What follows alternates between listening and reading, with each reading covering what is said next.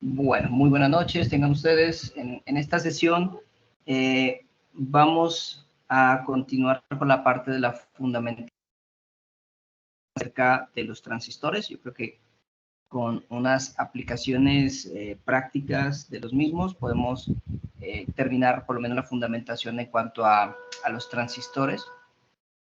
En la sesión pasada pues hicimos una fundamentación, hicimos una práctica o una serie de ejercicios prácticos al respecto del tema de los diodos de juntura, y la intención es utilizar de forma complementaria lo que serían los transistores, usando los circuitos vistos más una nueva serie de circuitos que vamos a aprender a manejar, vamos a estudiar. Entonces, en sí, vamos a trabajar con los diferentes tipos de circuitos que podemos encontrar con diferentes configuraciones en cuanto a transistores. ¿Me recuerdan si ya se ve con claridad la pantalla y si se puede escuchar?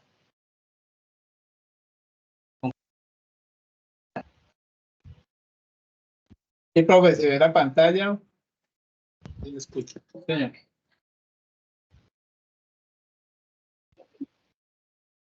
Ok.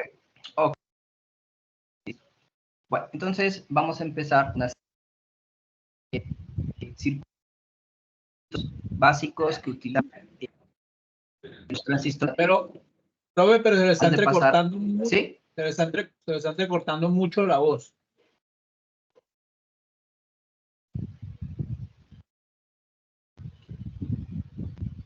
¿Pasa lo mismo con todos los demás o...? Sí, profe, la pantalla se ve bien, pero sí tiene unos cortes en la voz. A ver, veamos.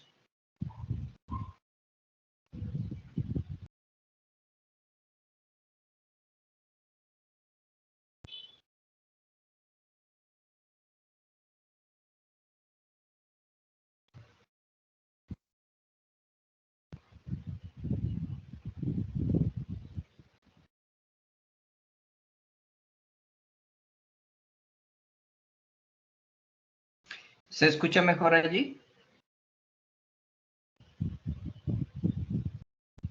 Sí, perfecto. Sí, señor. Bueno, entonces les decía que vamos a ver una serie de circuitos que utilizan a los transistores de cultura, los podamos implementar en físico, pero esta vez vamos a hacer como una relación, una colección de estos componentes, de estos circuitos más bien, que podemos encontrar con diferentes aplicaciones. Entonces, una aplicación sencilla va a ser el controlar controlar cargas, es decir, ya sabemos que el transistor es un permite controlar una corriente relativamente grande con una corriente mucho más pequeña.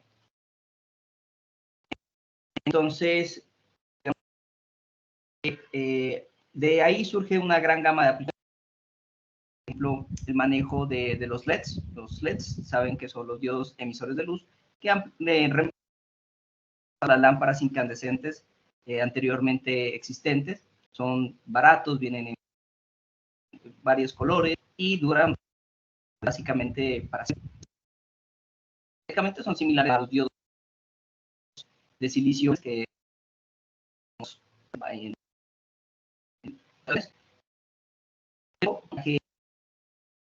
un voltaje mucho más alto, generalmente en el rango de los 1.5 a los 3 ohms. Digamos que Profe, digamos, profesor, sí. se le está entrecortando otra vez bastante. Es como la señal, yo creo. Como la conexión.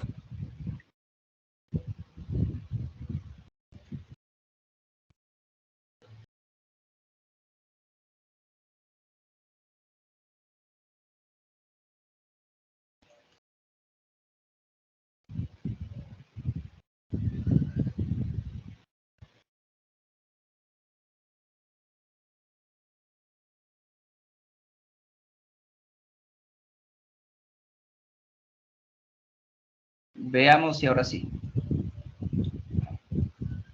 Por ahora sí, instructor. Ok, vamos a ver.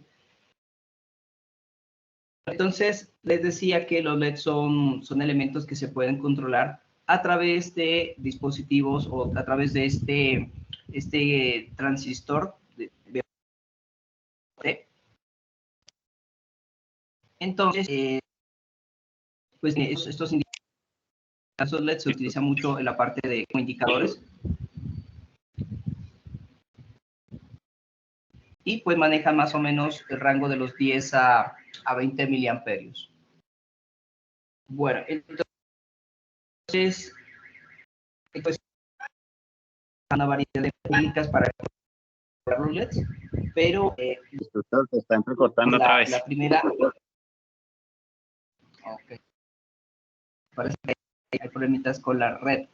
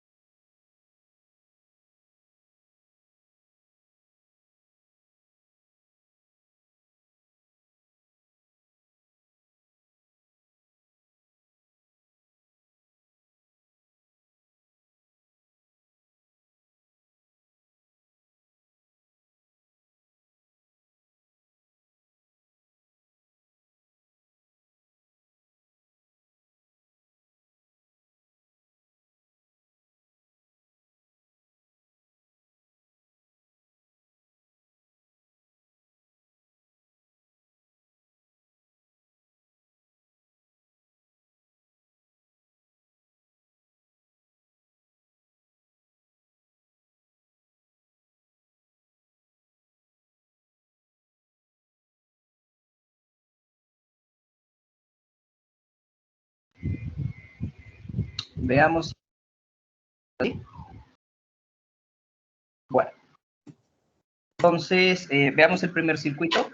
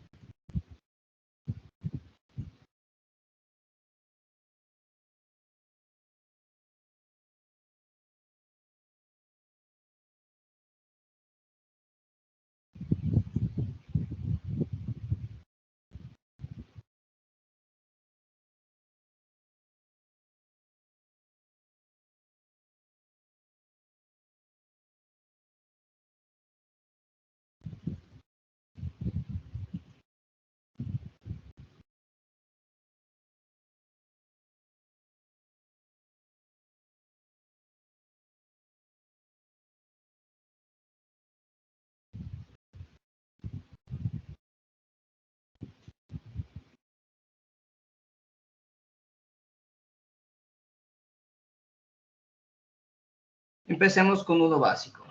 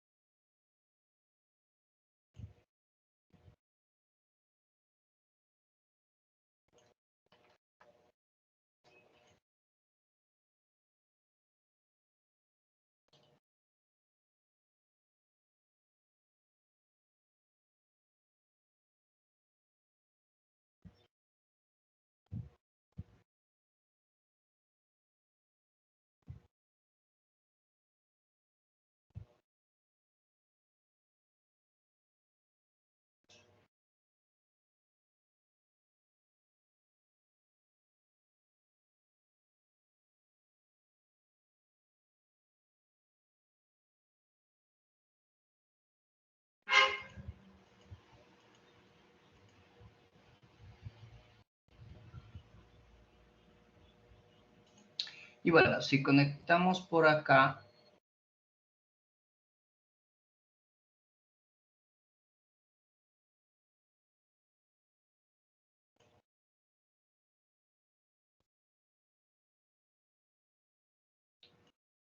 switch.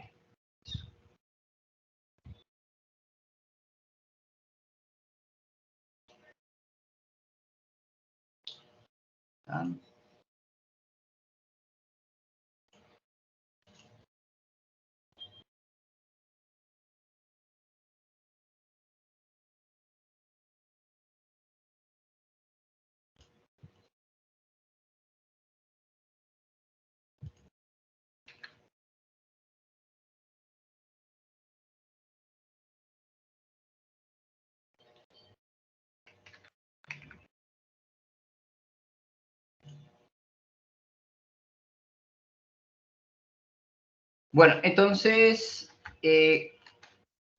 aquí vemos una aplicación básica del manejo de un LED. Gracias a este switch, lo que hago es aplicarle una corriente que está limitada por este resistor de 10K y que hace que fluya una corriente hacia el transistor. ¿Qué pasa? Esta corriente es lo suficientemente grande como para hacer que el transistor entre en un estado llamado saturación. Saturación es un estado donde el transistor conduce la máxima cantidad de corriente que puede. Esto siempre y cuando estemos alcanzando el voltaje, digamos, alcancemos suficiente corriente en la base. Podemos verlo. Aquí encontramos unas 2.57 amperios, miliamperios, perdón. Y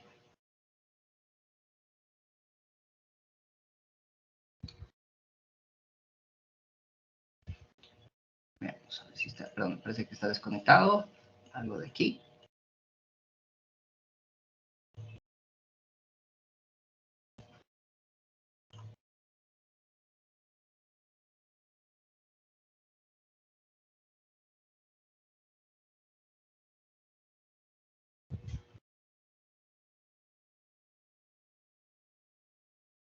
Listo, vamos a ver.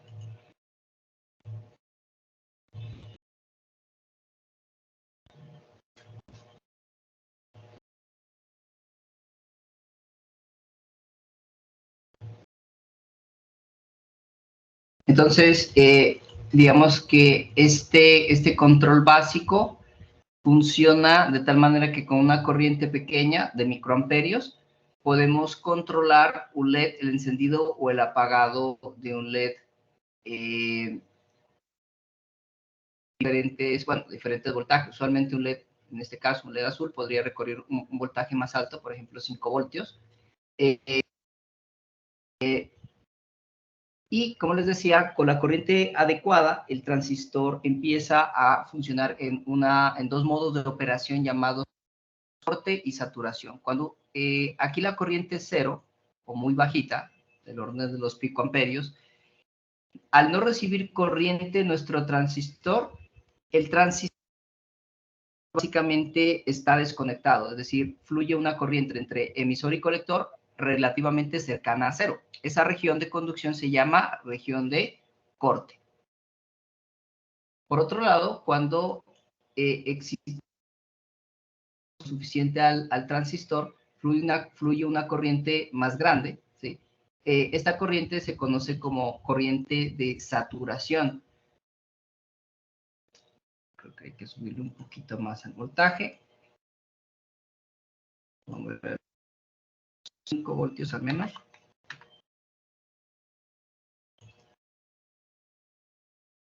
Y entonces, cuando ocurre la máxima conducción, si el transistor conduce al máximo, ocurre lo que se conoce como la saturación. Entonces, tenemos dos modos de operación, uno en corte, cuando el transistor no conduce, y otro en saturación. ¿De acuerdo hasta allí?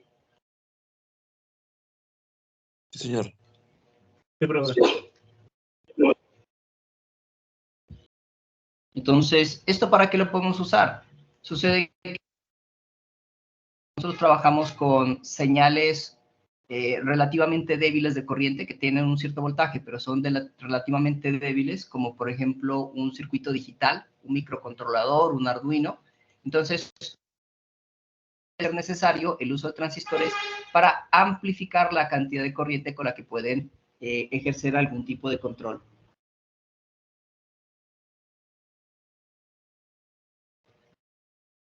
Y recordemos los dos modos de operación. Corte, donde la conducción es nula, debido a que la conducción de corriente es casi cero o prácticamente cero, y saturación, en donde la corriente es máxima. ¿Cómo podemos aumentar esta corriente de saturación? Puede ser disminuyendo el valor de la resistencia. Por ejemplo, si de 10 kiloohmios a 1 kiloohmio, haríamos que circulara una corriente más grande, del orden de los miliamperios, ya no de microamperios, sino miliamperios, y efectivamente pues haríamos que nuestro LED se excitara lo suficiente como para generar o hacer una corriente mayor. Bueno, existen varios tipos de variantes, o existen variantes de este circuito para el control de diferentes cargas. Hagamos una con un transistor interesante, un transistor PNP.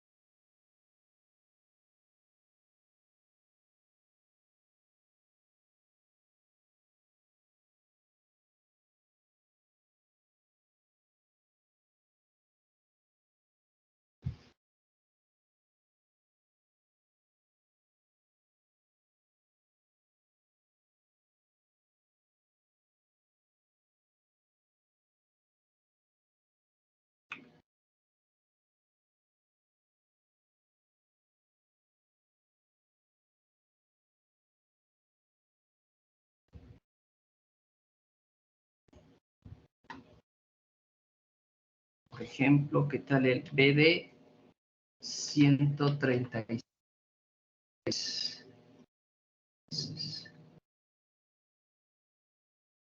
Nosotros ya vimos la parte de prueba de transistores, ¿verdad?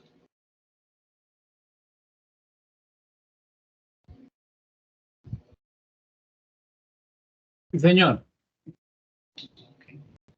Sí, Las señor. pruebas. 6, 8 pruebas. 6, 10. Sí, señor. Donde nos indicaba las diferencias de PNP y NPN, cómo se probaban de las distintas maneras para darnos cuenta dónde quedaba la base, eh, el emisor y el colector.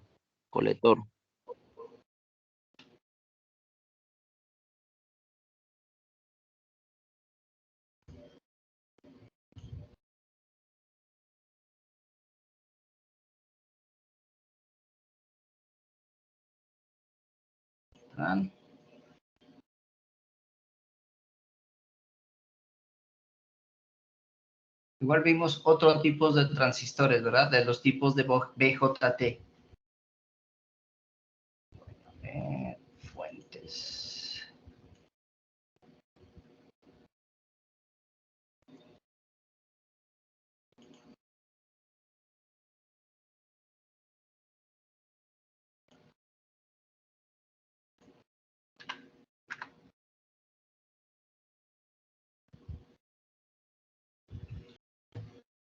Entonces, aquí estoy trabajando con un transistor P, en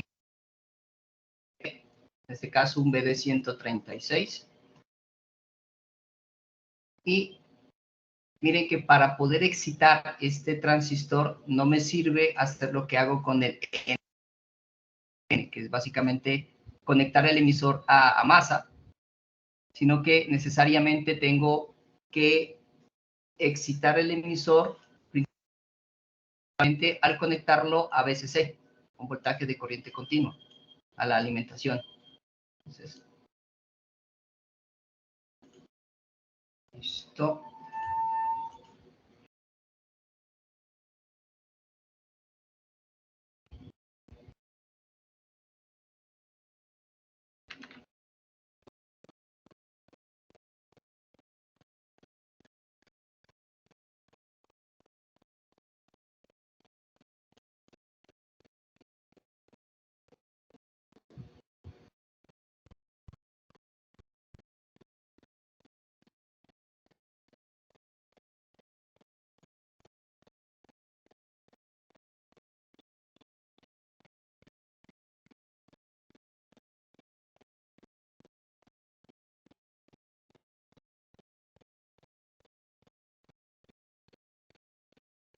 En este caso, para este tipo de circuitos, dado que tenemos que excitar adecuadamente la base, entonces, para que conduzca, recordemos que el voltaje del emisor tiene que ser mayor que el voltaje de la base y a su vez tiene que ser mayor que el voltaje del colector.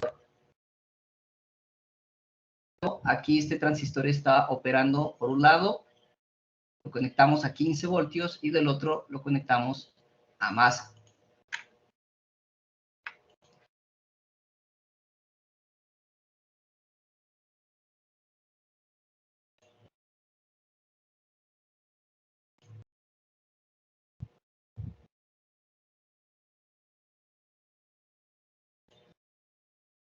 Y entonces miren el efecto que se genera, es decir, que cuando el transistor está, a diferencia del otro ejemplo, cuando excitamos la base, es decir, cuando aplicamos 15 voltios, debido a que en el emisor hay 15 voltios y en la base hay 14.3 voltios, pues básicamente no hay una excitación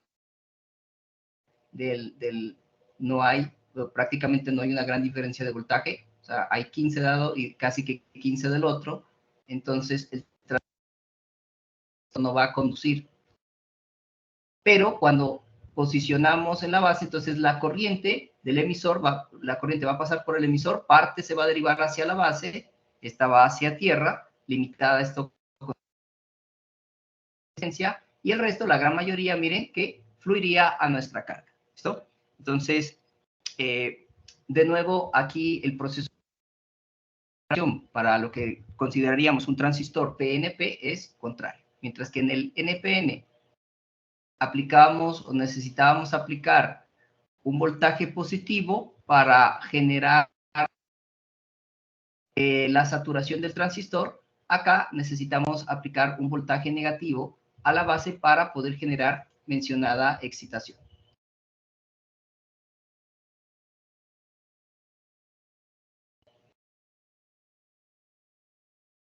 Esto ya para el control de una carga un poquito más grande, como en este caso una lámpara, una bombilla de 12 voltios, pero podría ser un motor eléctrico.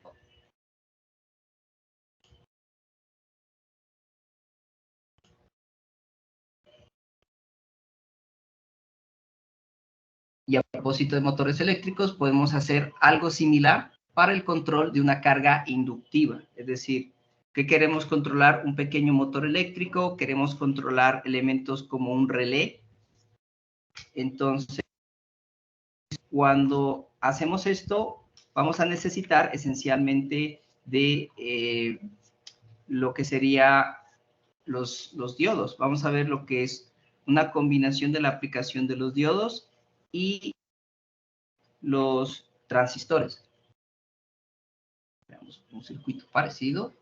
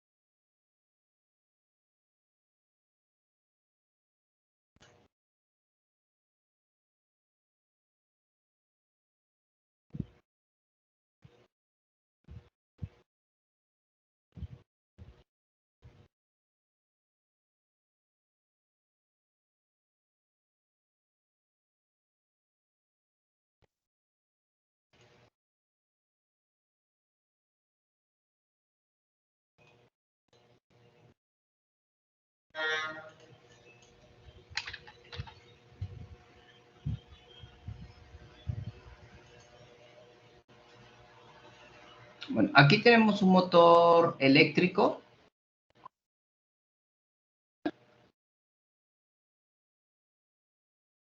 Y también podemos hacer con un relé.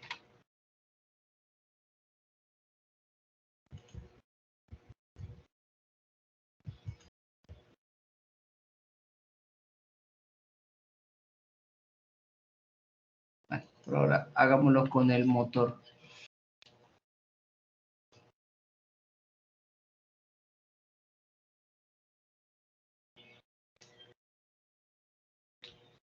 Ahora, sucede algo interesante con las cargas eléctricas cuando son inductivas. Esto por ahora. Resulta que el inductor, llámese un relé, llámese un motor, llámese una bobina de un equipo electromecánico, ¿sí? Por ejemplo, una talanquera. Cuando ocurre esto, cuando se trata de controlar relés de este estilo, ocurre que cuando aplicamos corriente continua a un relé y de repente interrumpimos el flujo de corriente o a un inductor, interrumpimos el flujo de corriente, el inductor no permite los cambios abruptos de corriente. Es decir, no puede ser que en un momento estemos haciendo pasar 10 amperios, luego menos 15 amperios, luego 0 amperios, luego 3 amperios.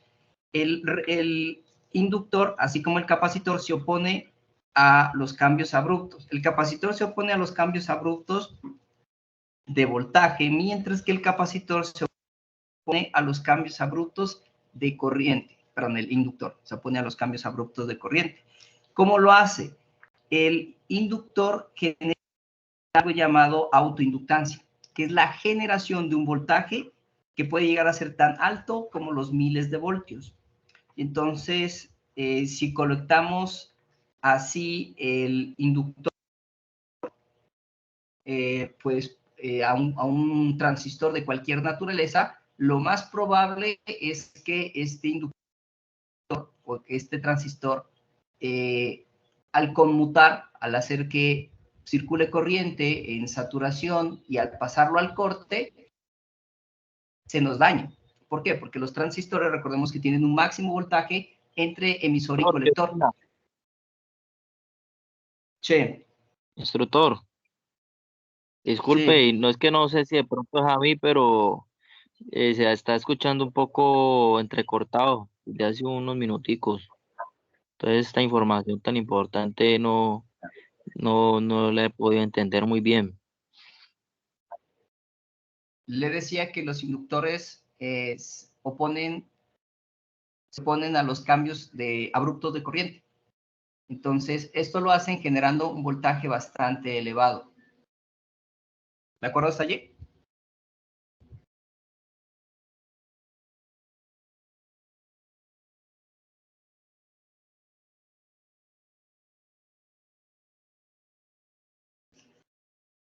¿Hola?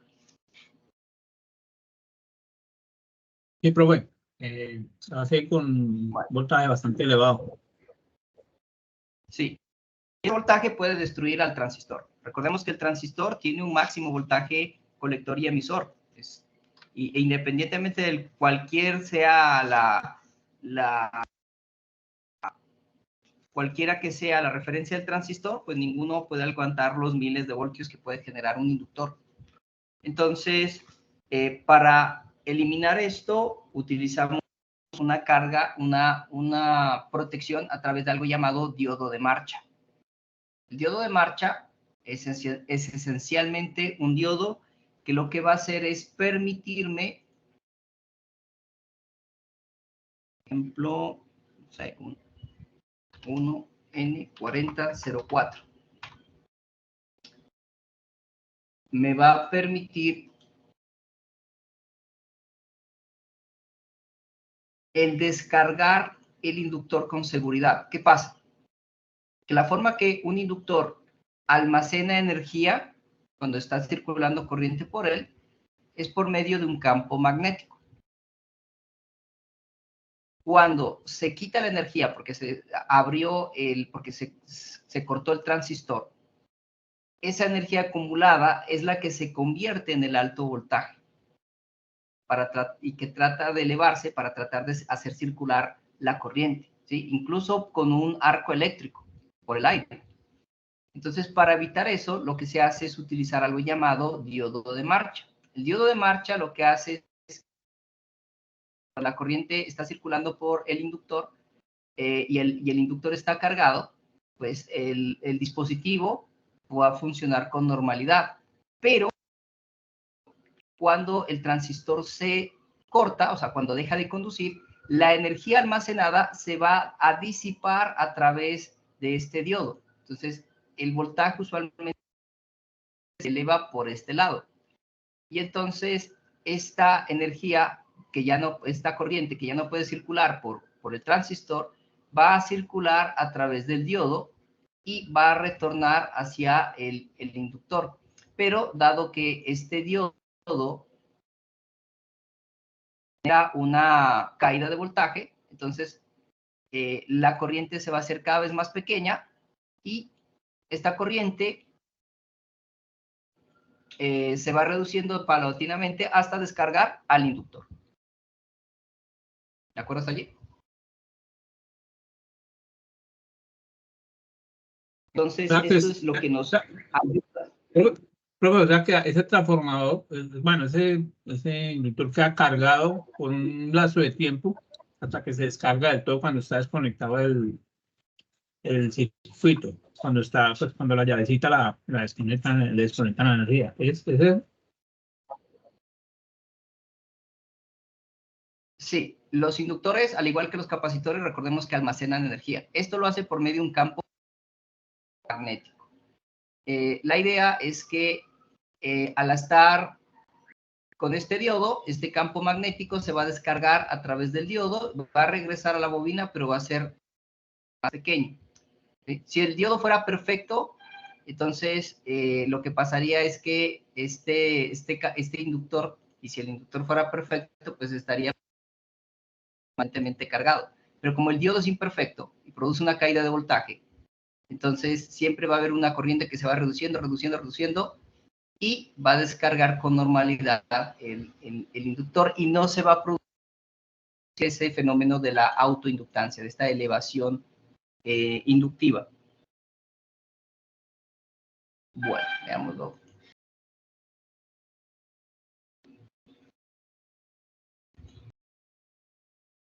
Entonces,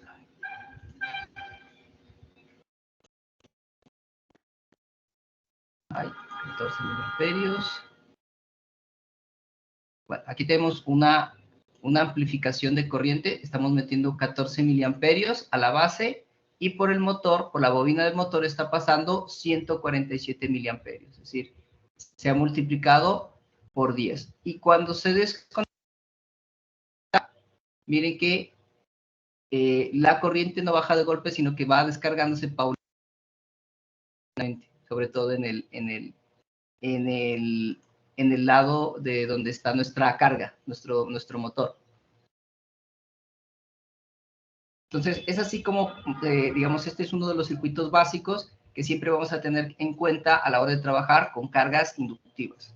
Digo, llámese un relé, llámese un motor, llámese una talanquera, que es básicamente un electroimán. Usamos pues este tipo de circuitos.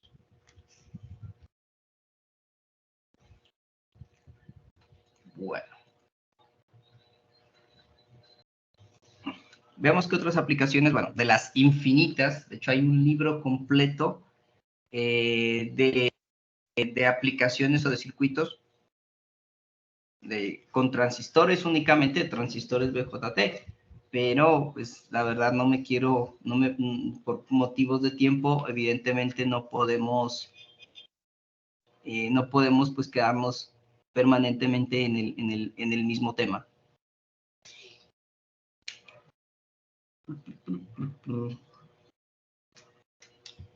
Bueno, una de las aplicaciones interesantes, además de la conmutación, ¿sí?, del manejo de cargas, es la regulación de voltaje. Entonces, sucede que nosotros podemos utilizar el diodo Zener, ¿se acuerdan? Que el diodo Zener pues estaba muy bien, regula muy bien, pero tiene el inconveniente de que solamente permitía unos pocos miliamperios de salida. ¿Sí? Era un regulador de voltaje relativamente estable, pero la carga a la que podemos conectar no puede más que consumir más que unos pocos miliamperios, que es básicamente la diferencia entre la corriente mínima para sostener al Zener y la corriente máxima. Entonces, otra aplicación del transistor es utilizar una configuración llamada seguidor de emisor como un regulador de voltaje. Entonces, la fuente de poder regulada de voltaje es simplemente un Zener y pues la mayoría de Zener simplemente podemos elegir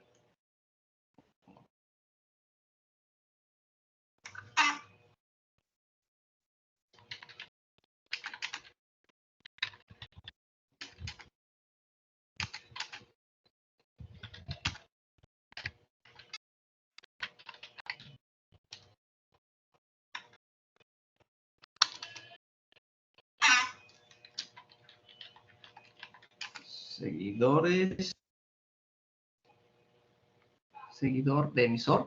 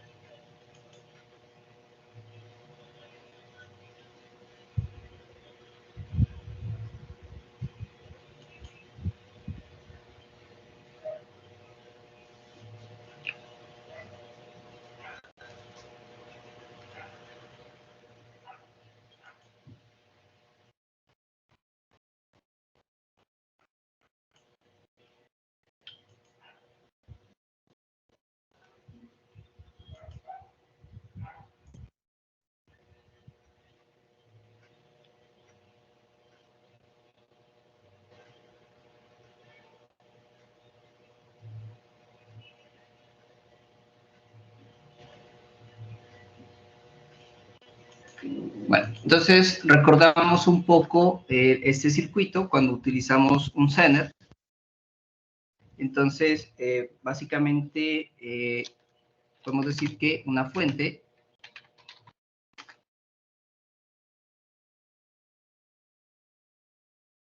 regulada simple, sencilla, es simplemente un diodo Zener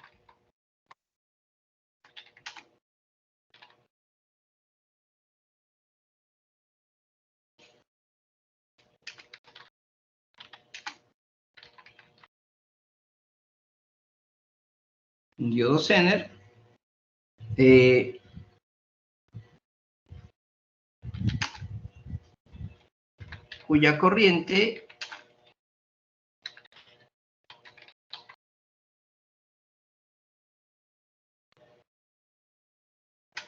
se escoge para que cumpla con la condición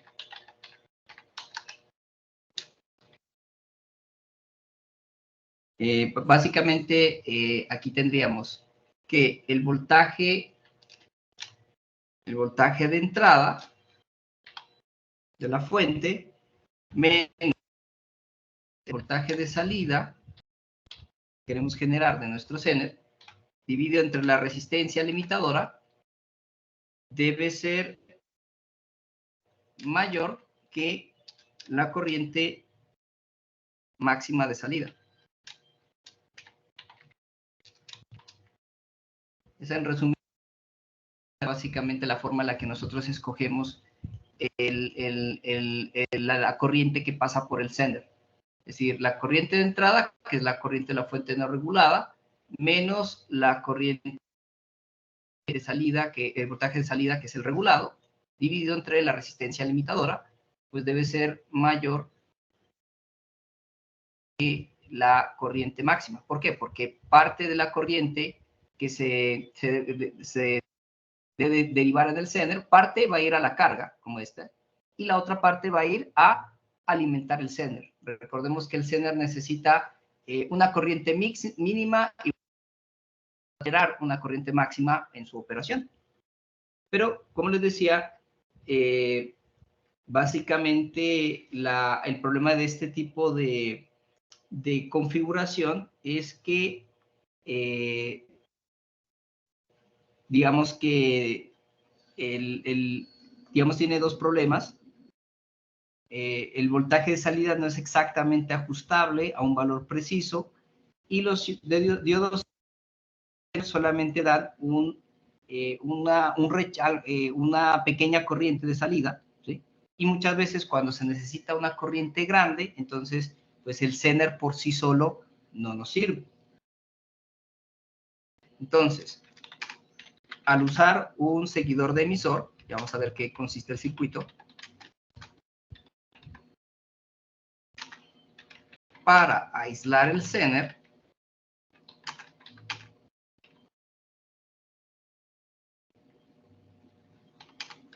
podemos mejorar la corriente de salida.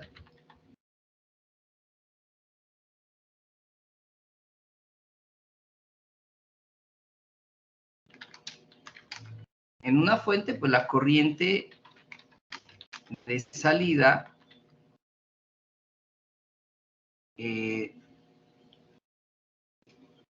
debe hacerse o debe ser relativamente independiente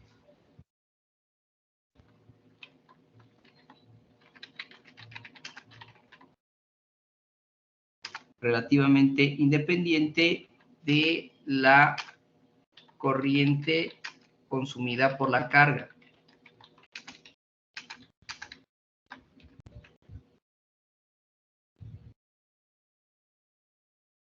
Entonces, el circuito que podemos usar para mejorar nuestro Zener, para mejorar la regulación del Zener, va a ser algo como esto.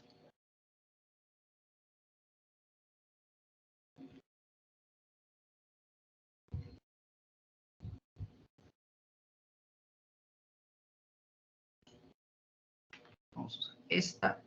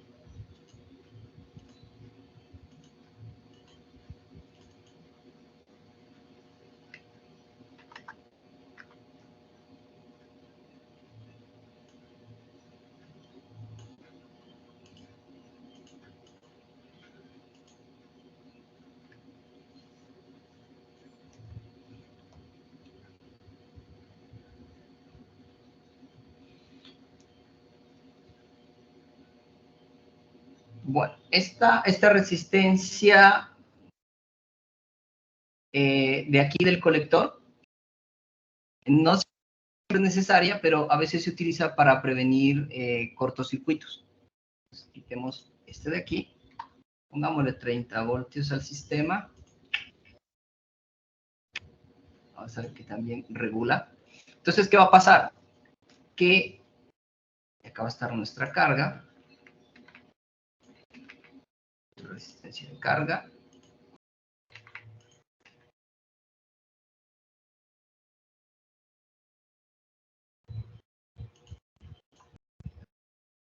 Digamos que nuestra fuente no regulada es B1.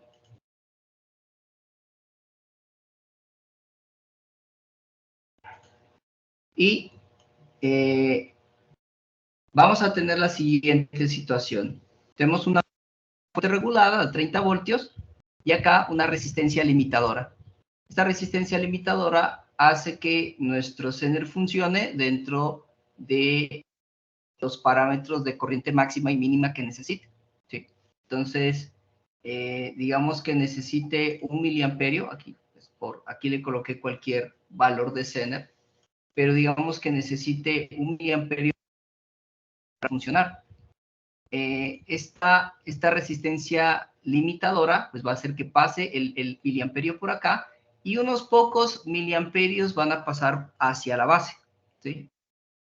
Pero resulta que eso es todo lo que necesita el transistor para que pueda fluir una corriente mucho mayor hacia la carga. Entonces, con unos pocos miliamperios podemos generar un voltaje fijo, supongamos que este diodo sea de 20 voltios, por así decirlo. Entonces, si aquí, en este punto del Zener, hay 20 voltios, entre base y emisor, ¿qué voltaje habría? Pregunto.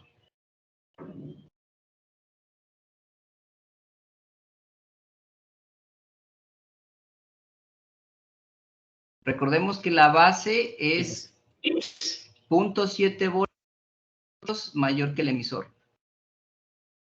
O sea, si aquí hay, repito, si aquí hay en este punto, hay 20 voltios en la base, ¿qué voltaje habría aquí en el emisor? 21.7. Al revés, sería el voltaje del emisor es menor que el de la base, ¿no? En punto 7. Entonces, si aquí hay 20, aquí habría 19.3. Pero esos 19.3 serían 19.3 voltios fijos. Esa es la ventaja. Y además estará circulando una corriente que ya no solamente viene del Zener, sino que viene del colector hacia el emisor, más la corriente del Zener. Es decir, que si por acá pasan unos pocos miliamperios, del transistor podrán salir varios cientos de miliamperios o incluso amperios. Repito, esta resistencia de aquí la podemos obviar, incluso podemos hacerla 0 o más pequeña, por ejemplo, como la de 10 ohmios. Esta resistencia lo que hace es evitar que si por accidente nuestra carga se cortocircuita, no pase una corriente excesiva por el transistor y nos lo dañe, pero incluso la podemos quitar. Entonces, repito, lo que hace este circuito es que al fijar un voltaje en la base, a la salida del transistor, es decir, el emisor, tendremos un voltaje fijo, con la ventaja de que tendremos una corriente que es beta veces más 1, la corriente que viene del Zener.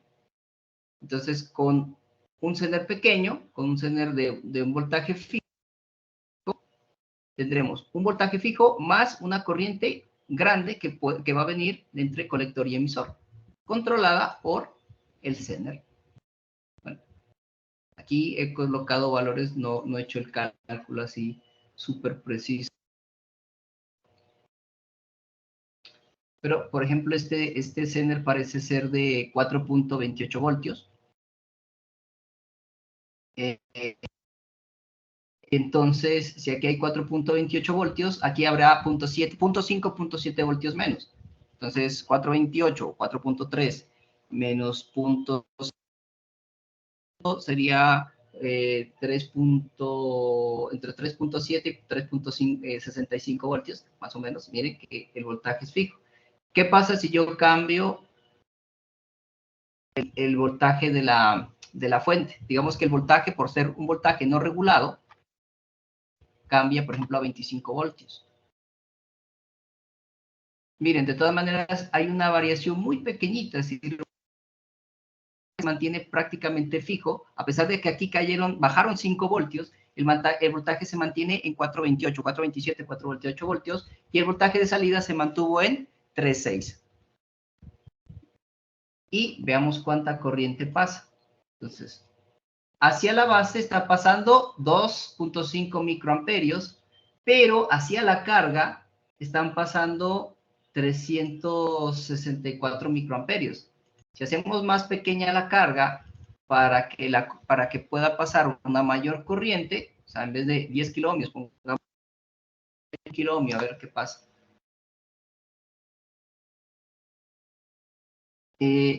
Ahora pasa una corriente más grande de miliamperios, mire que con pocos microamperios, con unos poquitos microamperios que vienen del Zener, o sea, el Zener, el circuito regulador no tiene que mandar una corriente tan grande, con unos pocos microamperios que manda, ya podemos generar varios miliamperios para energizar una carga. Y mantenemos el voltaje fijo. Mire que el voltaje no ha cambiado. Cambió el voltaje de entrada, bajó incluso, y el voltaje de salida del Zener se mantuvo en 4.27, 4.28. E igualmente, a la salida de nuestro transistor, es decir, en el emisor, se mantuvo un voltaje prácticamente igual, 3.58. Estábamos en 3.6, se mantuvo en 3.58. Entonces, esta es una de las aplicaciones del Zener, en convertirse en, una de las aplicaciones de los transistores, en potenciar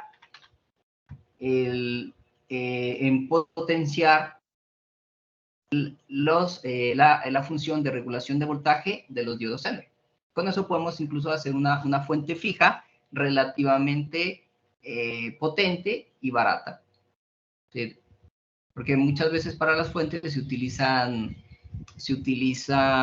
¿cómo se llaman? Se utilizan circuitos integrados reguladores de voltaje.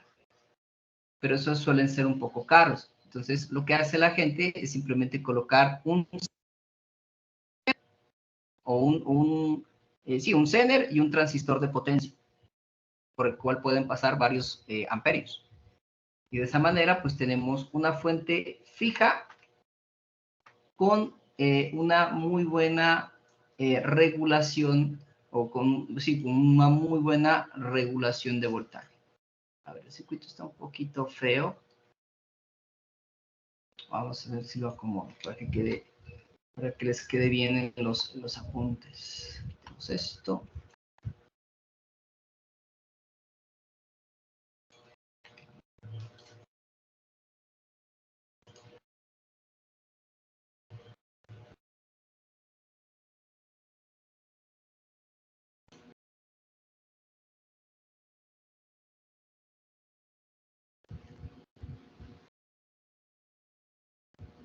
Es mucho más fácil, mucho mejor. Mucho mejor nuestra fuente. Eso.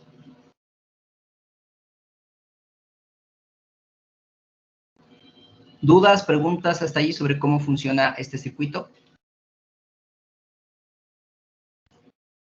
Sí, instructor, tengo una pequeña duda. Cuénteme. En este diodo Zener, el diodo Zener,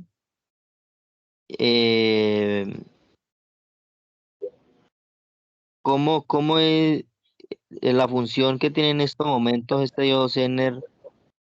Claramente es un poco diferente al otro diodo rectificador, ¿cierto?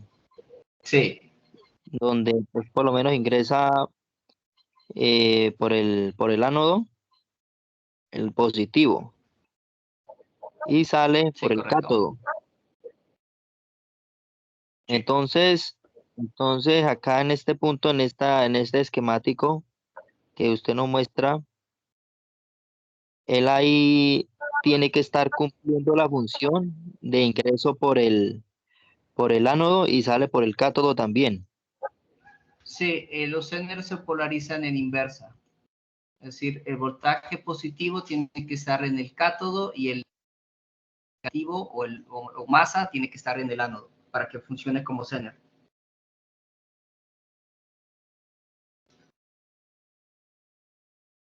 O sea, en este punto, el voltaje le ingresa al zener por el negativo, el positivo.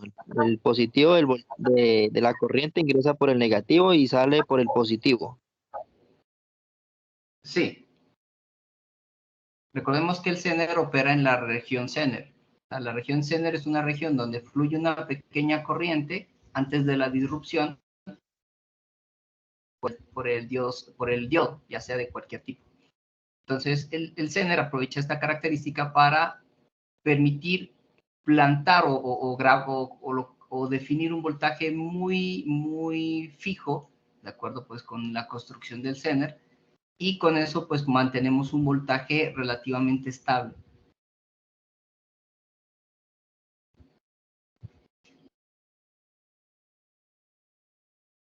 Solo que, como les decía, el defecto del zener era que por aquí pasan corrientes muy pequeñitas. O sea, por acá pasan 30 miliamperios, pero la mayoría va hacia el zener y el resto iría, miren, unos pocos microamperios hacia la base. Entonces, si la carga requiriera varios miliamperios, como en este caso, pues un zener por sí solo no nos sirve. Por eso necesitamos amplificar esa corriente utilizando al transistor.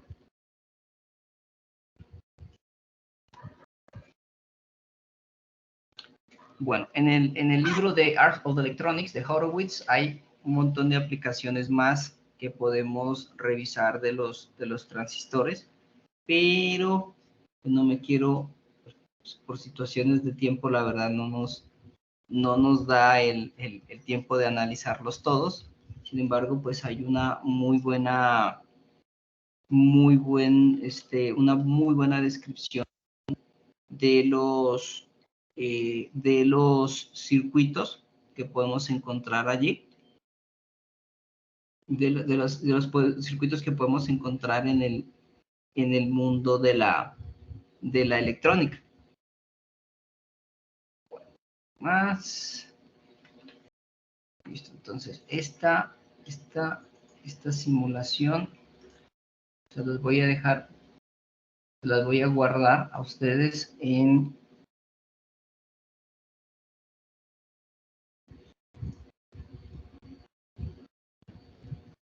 el espacio de Classroom. Entonces aquí vamos a colocarle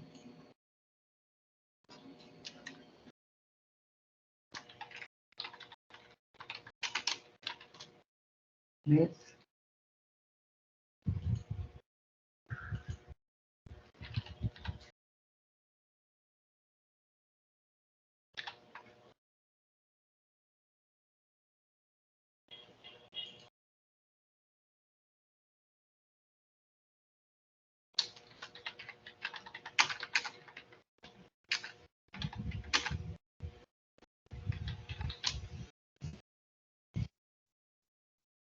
carga.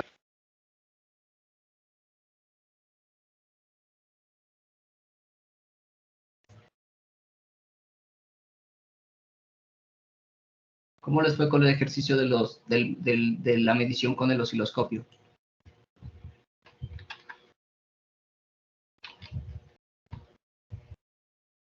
¿Se le hicieron?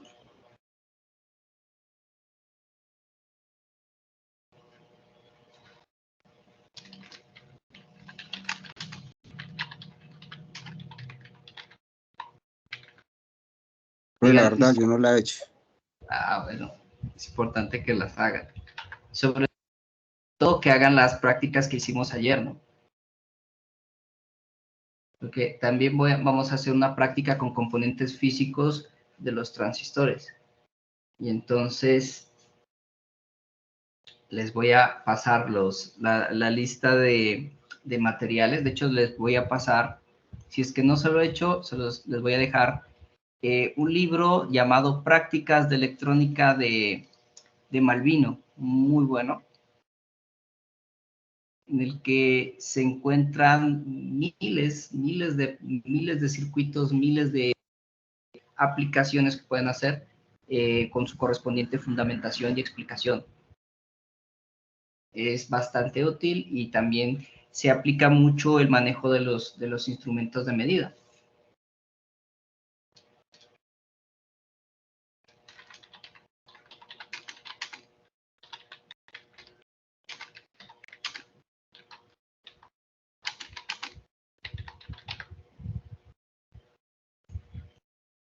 Listo, y vamos a guardarlo.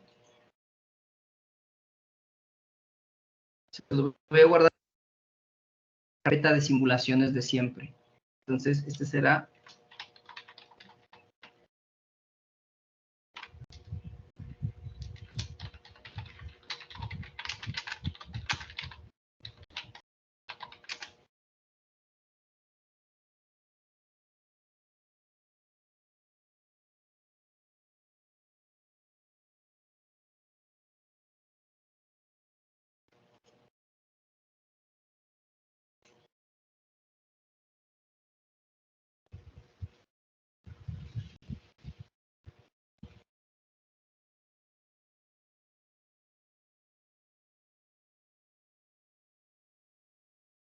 listo.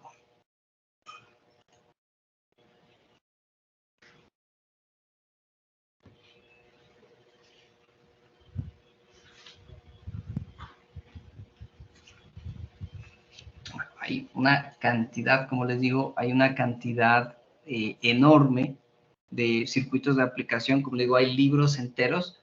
Uno se llama Transistores, Circuitos de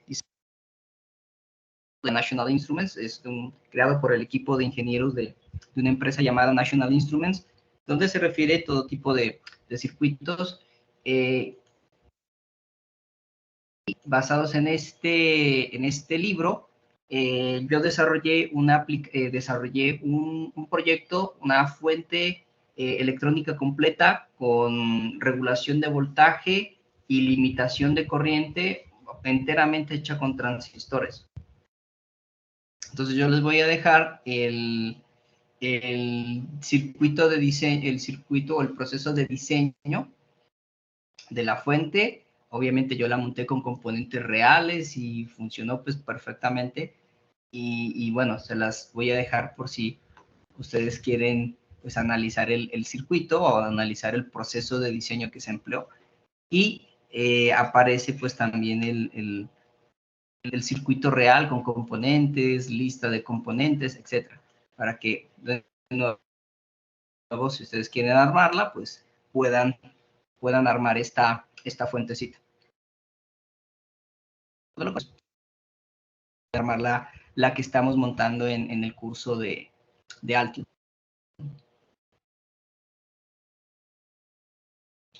Bueno, entonces, vamos a trabajar un segundo tema, que son los transistores de efecto de campo.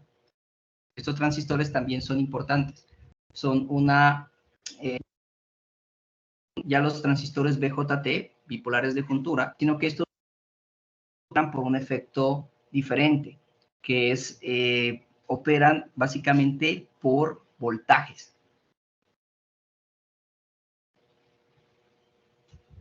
Entonces, existen esencialmente dos tipos de transistores de efecto de campo. ¿Sí? Trabajan básicamente con campos eléctricos. El transistor que trabaja con corrientes. Entonces, existen pues estos dos tipos de FET. ¿Qué son FET? Transistor de efecto de campo. O sea, Field Effect Transistor. Eso es lo que significa FET. Entonces, existen esencialmente dos, los JFET, los transistores de juntura, y el MOSFET, que es más conocido, transistor de efecto de campo de óxido, el Metal Oxide Semiconductor Field Effect Transistor. Entonces, por su construcción, es bastante diferente del transistor BJT. El transistor BJT opera esencialmente por un de emisión de electrones y de recolección de los mismos. Mientras que los transistores de FET, sobre todo los JFET, tienen de operar como un fenómeno llamado emisión. Entonces, Instructor, vemos cómo ve. instructor, le está escuchando otra vez entrecortado. Se le escucha muy entrecortado. A ver. Otra vez volvemos a fluctuar la red. Vamos a ver si.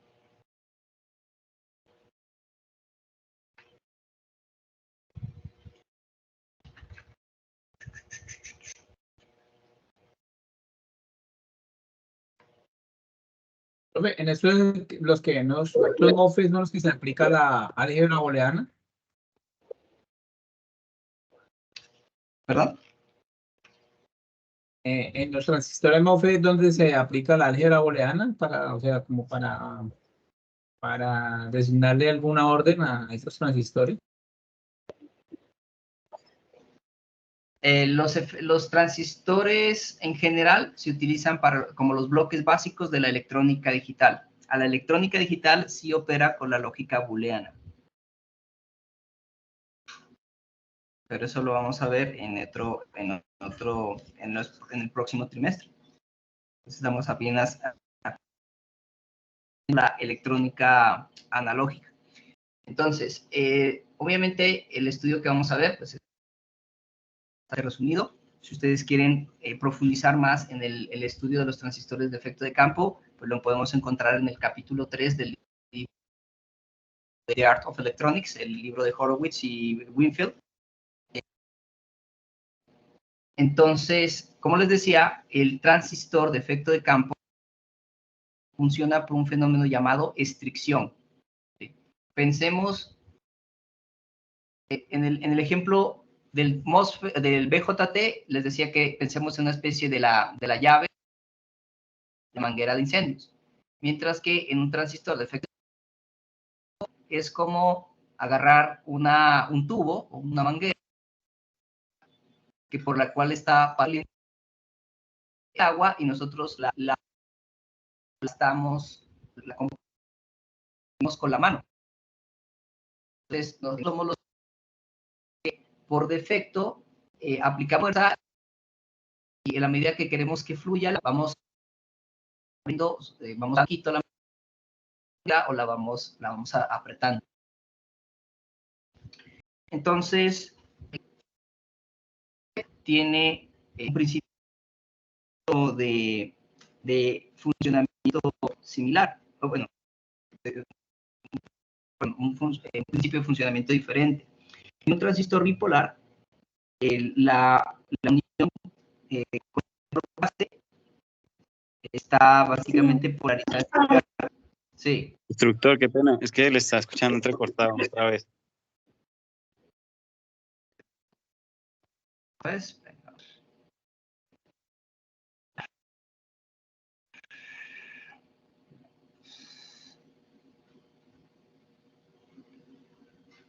Se lo escucha entrecortado, profe.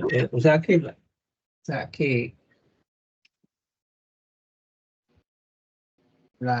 pues la compuerta G es la que entra la energía, pero se va regulando por las partecitas de la P, ¿sí? O sea, ellos como que la van controlando y se sale por la NIC, o así. Bueno, ¿cómo funciona? Esencialmente, la corriente pasa entre lo que es el drenaje, que es el nombre del terminal, y la fuente. ¿Sí? Entonces, pasa a través de un canal. Y a través de la compuerta, lo que se hace es generar un campo eléctrico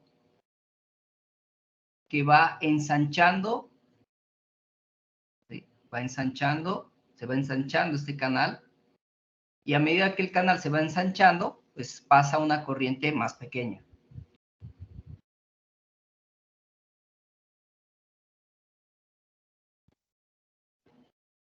¿De acuerdo hasta allí? Así básicamente funciona.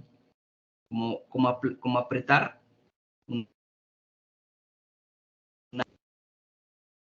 esta presión que aplicamos es básicamente el campo eléctrico. Y estamos forzando con esto a que circule una corriente más pequeña o más grande, de acuerdo que la medida que lo vamos apretando, pues, el paso de la corriente en este canal. Como vemos, aquí, cuando aplicamos un voltaje en este terminal llamado compuerta, repito, lo que hacemos es generar un campo eléctrico.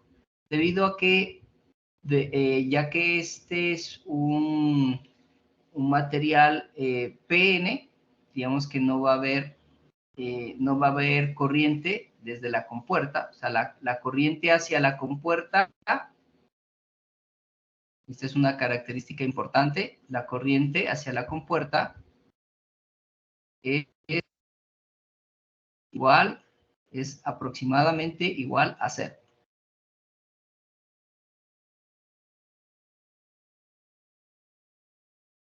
No sé si por acá fluye, acá tratamos de hacer fluir electrones, pues no van a fluir. Lo que van a hacer es generar un campo eléctrico, ¿sí? Un campo eléctrico que va a formar un canal o que va a estrechar el canal, impidiendo o restringiendo el paso de corriente.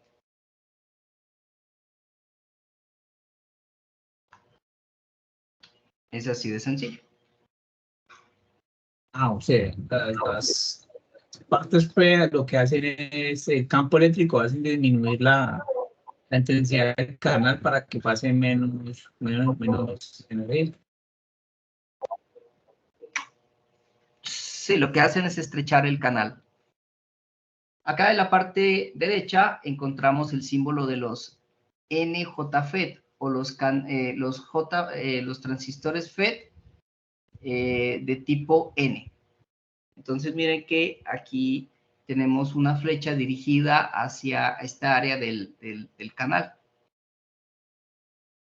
Mientras que la parte superior es el terminal de drenaje y la parte que está más cercana a esta flecha sería el terminal de fuente. ¿De acuerdo hasta allí?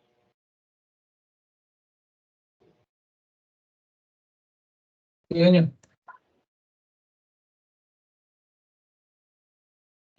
Entonces, una de las características importantes de los FET es esto que les mencioné, una corriente de compuerta prácticamente cero, ¿sí? El resultado es que se utilizan este tipo de circuitos cuando se requiere que un dispositivo amplificador tenga una alta impedancia de entrada, lo cual es esencial en muchas aplicaciones. Y esto hace pues que, digamos, simplifica mucho la labor de diseño.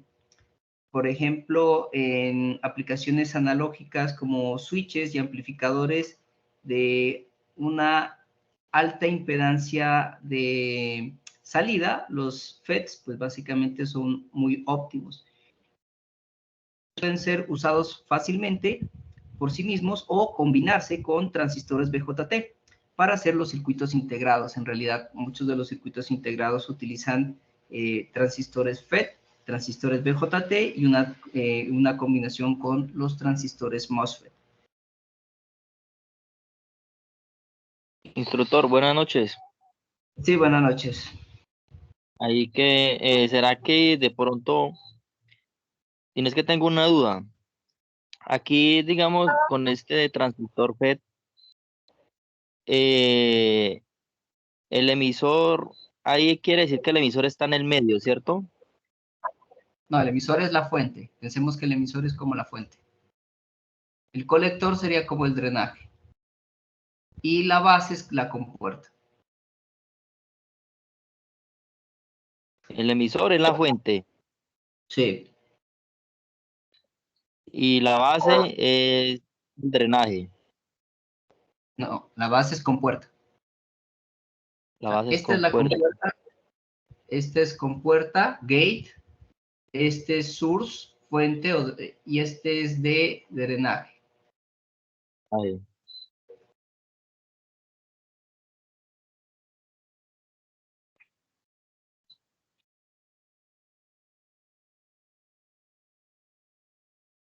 ¿De acuerdo hasta allí? Sí, señor. Bueno, entonces vamos a ver algunas de las características de los FETs. Como les decía, pues al principio cuando estudiamos esta parte, digamos que podemos encontrar una variedad muy grande de estos transistores. Por ejemplo, pues los que les acabo de mostrar son los, o el que estamos estudiando, el que estamos viendo en pantalla, es un transistor JFET tipo N, que son los más comunes. Y entonces, bueno, vamos a encontrar también los tipo P, que son prácticamente no existentes, casi no los relacionamos prácticamente. Entonces, digamos que los circuitos de aplicación que podemos realizar hasta cierto punto son parecidos a los transistores en el sentido de que en el FET poseen dos tipos de regiones de operación, la región de triodo o de resistencia controlada por voltaje y la región de estricción o región activa. En los BJT recordemos que hay tres regiones. La región activa, que es la que se utiliza como un amplificador. La región de corte, cuando hay cero corriente fluyendo entre emisor y colector. Y la región de saturación, que es la región en la cual pasa la máxima corriente posible por el transistor. Acá en los FET solamente hay dos tipos de regiones. La región de todo, es decir, una región de resistencia controlada por voltaje. Es decir, convertimos este transistor una especie de potenciómetro, el que podemos ajustar aplicando un voltaje en su terminal de compuerta. Y la otra es lo que se llama la región de estricción o región activa, que es la región con la que opera el transistor.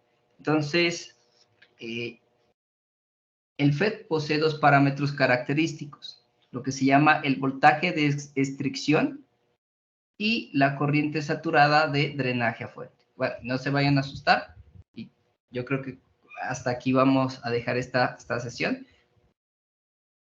para estudiar un poquito más el diseño y las aplicaciones del transistor JFET en particularmente la región de estricción.